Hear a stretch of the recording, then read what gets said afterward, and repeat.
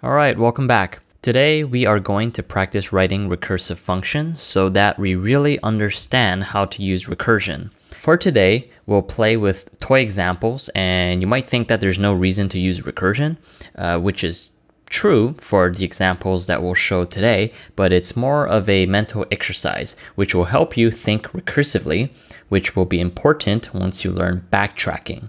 And I'll talk more about backtracking in the next lessons. But I have a guideline here about how to come up with recursive functions. So there's 3 things that you should really think about when you write recursive functions. The first one is solve the simplest case of your problem. So we will use the Fibonacci case as an example. So what I mean by simplest case, what I mean is find the base case. And the base case is the cases where it's so simple that you don't even need a recursive function to solve it. Usually that means like when the argument is 0 or an empty list or something like that. Basically the very simple case. The first if statement that you'll write. So in our example, we had Fibonacci of 0 and Fibonacci of 1. Because immediately we know that Fibonacci 0 equals 0. So equals 0 and Fibonacci 1 equals 1. These are your base cases. You don't even need recursion to solve this. So when someone asks you, oh, what is the first Fibonacci number? Easy, it's 1. What's the 0th number of Fibonacci? It's 0. So these are your base cases. So you should come up with that as soon as possible, and it will make your life a lot easier. Because the next step is you have to assume that your function already exists and works for simpler problems. What I mean by simpler problems, I mean problems with a smaller argument. So for example, let's say that I want to know what Fibonacci n is. Then I am going to assume that my function Fibonacci already works for n minus 1 and below, right? So if I'm thinking about f of 5, then I assume that f of 4, I already have it solved and I have the solution already, right? So in our previous Fibonacci example, I wanted to hypothetically solve for f of 5 and the 5th number of Fibonacci, but I assume that we already knew Fibonacci 4 and Fibonacci 3. And then knowing these two, I was able to solve f5. And that comes to the third step, which is use to solve simpler problems, which is f of 4 and f of 3, to solve your current problems, right? So then here, why does this assumption help me is because I know that if I know what the answer of f of 4 and f of 3 is, I know that f of 5 is simply f of 4 plus f of 3, right? Because that is basically what the Fibonacci sequence is. I think this would be a lot easier with an example. So here it's an example. The question is reverse a string. So basically what I want is, imagine if I input a string A, B, C, then I want to output the string C, B, A. Simple as that, reverse the string. Now there's a lot of ways to do it, especially in Python. There's like probably a reverse function, and you could probably do it with a loop. But we are not going to use a loop because we're trying to do a mental exercise about recursion, trying to understand how recursion works. If we go back to our tips, the first one is solve the simplest case. What is the simplest case in our case? So reversing a string. Like I know mentally reversing a string, you know what to do. You just flip it, right? But think about how to write it in code. Okay, so what's the simplest case you can give me? Well, like I said, usually it's about argument 0. Like the base cases are related to like the 0th argument or an empty list or maybe an empty string or even a single string. So for reverse string, I want you, without using recursion, how can I solve the simplest case? Well, a simple case would be if the string is empty. If I have an empty string, what is the reverse of that string? It's just the same string, right? Okay, what about if I had 1 letter? What is the reverse of that string? It's still the same thing. Then if you have 2 letters, then it's a little bit different because you actually have to reverse it. This becomes AB, all right? So maybe the base case would be if the length is smaller than 2, so it's 1 or 0 characters, then simply just output the string. So in the simple case, let's say if it's if length is smaller than 2, just output string. So that seems simple enough. What about the recursive case? Okay, imagine you have this string. Jonathan is a teacher. All right, so we have a lot of characters here, okay? And how would we do that? So the second step of that is assume that your function already exists and works for simpler problems. So here, the simpler problem would be a substring of this. So imagine if my function can reverse this string, not including J. So just Onathan is a teacher. So this is a simpler problem because it's actually a smaller string. So if I assume that I could reverse this string already, how do I reverse the whole string, including the J? So let's imagine if this string was reversed, because that's the assumption I make, is that I already have this function exist. So that means I will get RE. So here it is. Imagine if I can already reverse this string, then how would I, assuming that I have this problem already solved, how do I solve the current problem, whereas Jonathan is a teacher? Not Onathan is a teacher. I'm trying to solve Jonathan is a teacher. Then I know that all I have to do is take the first letter of my current string and then assume that I can reverse this string, and then where should I put my J? I should put it here, right? So basically what this means is I'm assuming that I can just reverse the rest of the string. So reverse, and then let's say my string is like this, and then I do this. So what this means, let me put another color. So what this means is whole string but the first letter. So that's how I get the rest of the string, and I assume that I could reverse it. All right, the function that I'm actually writing, I assume that I can already write it. And then I just add the first letter of the string, which is J, right? So this is the answer of my recursive step. And then here it would literally just return string. So now I have the base case and the recursive case, right? So that's how you think about solving problems recursively. So let's actually try this. So we have our reverse function, reverse, and then we give it a string, okay? So then we have the base case, which is if the length of the string is smaller than 2, then I simply return the string. And then here is the recursive step. So then I have else, and then what did I do before? Let's go back to our slide. We wanted to reverse the string using our own function and then just add the first letter towards the back. Okay, let's try that. So we wanted to return and then call our own function, reverse, but then instead of the whole string, we want to take the whole string except for the first letter, and then we get that answer, but then we add the first character of the string, but to the end, so that we're reversing it. All right, let's see if this works. Reverse, and then I have Jonathan is a teacher, and then that works, right? This is the reverse of Jonathan is a teacher. So that's pretty much how you think about recursion. Think of a base case. Assume that your function works for smaller cases. So this is definitely smaller because the string is smaller. It's a subset of the string. And then knowing that you have the answer solved, how do you get your current answer, right? All right, let's do a few more exercises quickly. Let's see if we can do this fast.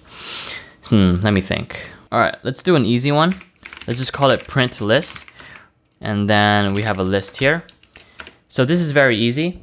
We actually already solved it using a loop, but this time I want you to solve it recursively. How would you do that? Base case. What's the base case?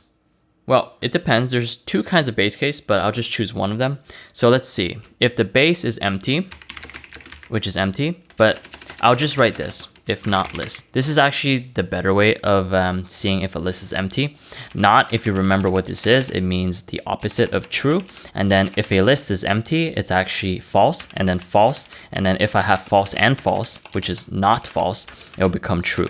So this is actually a short way of saying a list is empty. That sounded a little bit confusing because I use a lot of not and falses, but basically an empty list gives false.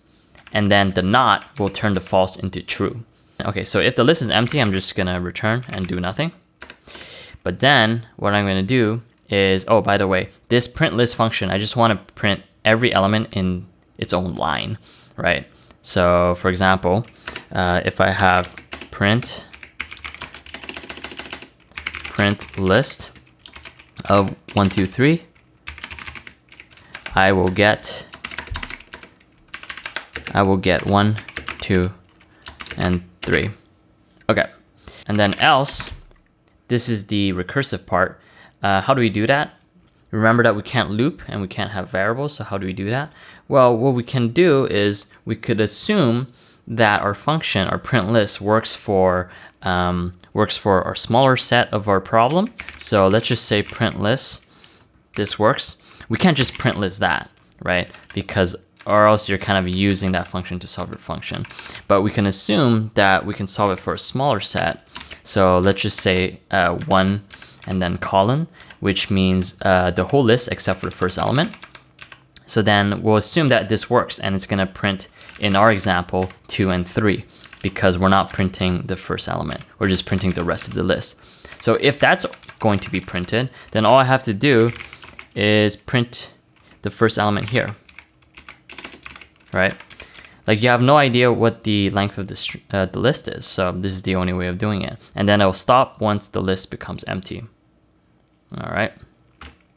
So then print list 1, 2, 3 works perfectly. If you add more numbers, works perfectly also. So this is how you do a print list using recursion. All right, let's do a, I guess, slightly more difficult one.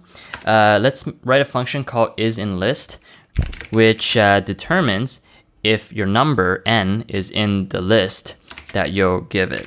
So for example, n, you want to know if n is in the list of numbers. All right, so how would you do that? Okay, so the base case is, what if the first element is already that number? If it's already that number, then you know that's true, but that works. But what if the number doesn't exist? Then what's the base case? Well, the most easiest case is if the list is empty. All right, if the list is empty, what do you know? It's automatically false, right? There's no way the number can be in a list that's empty. No matter what you put as a number, if it's an empty list, it's gonna be false. So this is our base case. And then now this is the hard part. It's your recursive case. So recursive case, and then let me write this comment here. This was the base case. So in the recursive case, how will we do that?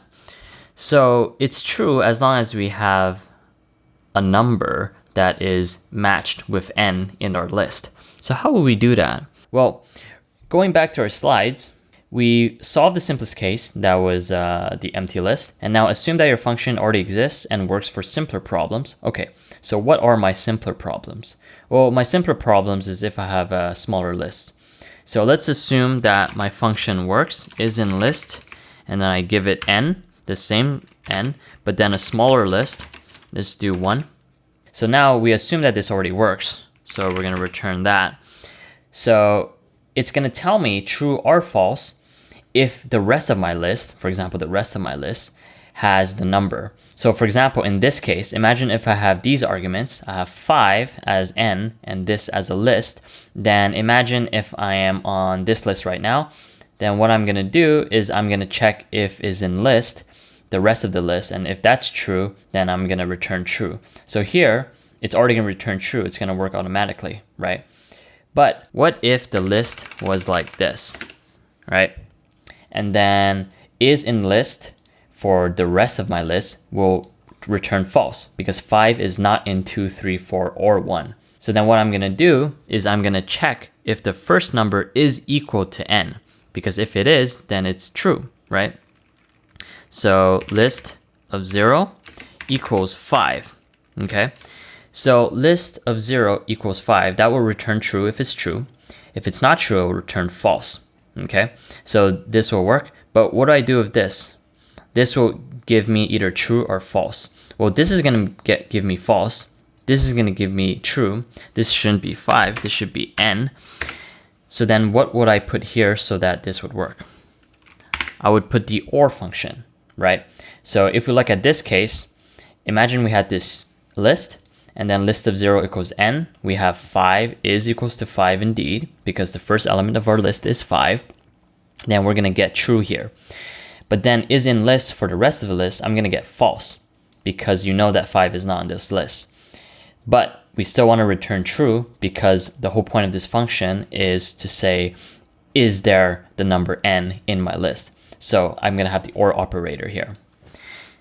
So then if I switch this up and we think about this function, we end up here, list of 0, that is 1. So 1 is not equal to 5, which is n in our case, right? So this will return false.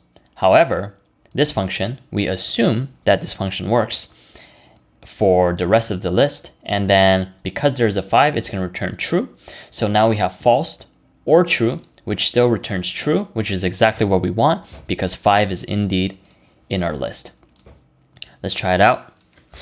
Is in list, give it 5, and then 1, 2, 3. Oop, there is a error. I wrote the name wrong. All right, false, perfect. And then if we have the list 1, 2, 3, 4, 5, it gives us true. What if it's in the beginning? And then this is 1, it still gives us true. So yeah, so this is how you think about recursive functions, how you write recursive functions. And right now, it's very simple. These are super toy examples because technically you can just do 5, 3, and 1, 2, 3, 4. Oops. And then it'll work. But this is kind of like a Python shortcut. This is actually a while loop that they're performing. Right now we're doing recursion. It's actually a less efficient way of doing these functions, but we are doing this and adding these constraints of not using variables and not using while loops so that we can learn about recursion better. It might seem useless now, but trust me, once you talk about trees, tree traversal, backtracking, graphs, it becomes very important and it makes your code a lot easier to read. All right, that's it for now, and I'll see you in the next lesson.